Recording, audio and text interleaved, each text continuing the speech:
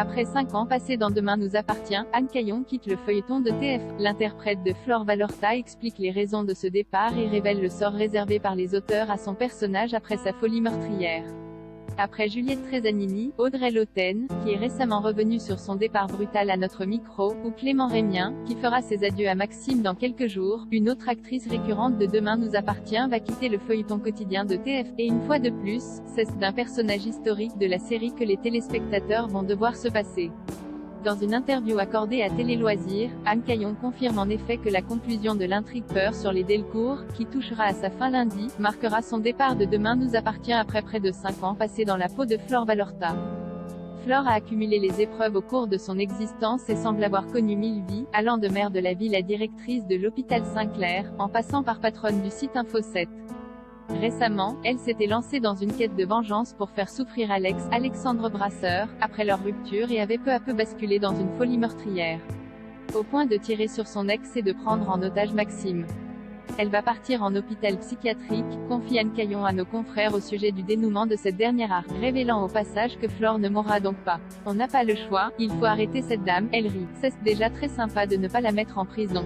La comédienne, vue récemment dans Meurtre à Marie-Galante, explique que ce départ n'était pas forcément sa décision. Choisir de quitter une quotidienne est une décision difficile, mais qu'il a été le fruit d'une discussion avec la production de Demain nous appartient, et avec les auteurs qui étaient certainement arrivés au bout de quelque chose avec le personnage de Flore.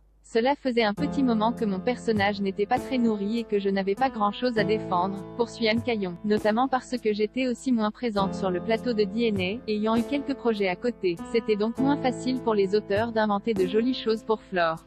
Là, ils avaient envie de me proposer cette belle intrigue qui représentait aussi une possible sortie pour mon personnage.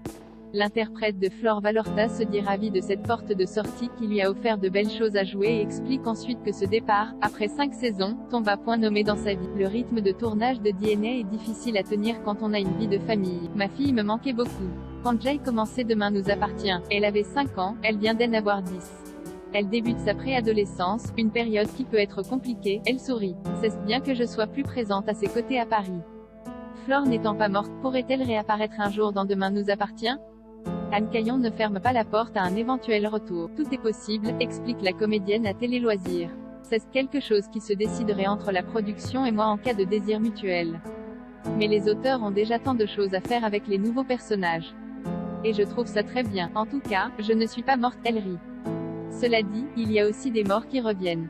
En attendant, les fans du feuilleton de TF1 pourront suivre les conséquences de cette intrigue, qui verront notamment les Delcourt être confrontés à l'amnésie d'Alex, tandis que Victoire, Solène Hébert, et Benjamin, Alexandre Varga, se retrouveront au cœur d'une nouvelle arche à suspense autour de la disparition d'une adolescente. Quant à Anne Caillon, elle avoue avoir déjà plusieurs projets pour son après-demain nous appartient, dont le tournage au printemps d'un long métrage dans lequel elle jouera la mère de Camille Lou.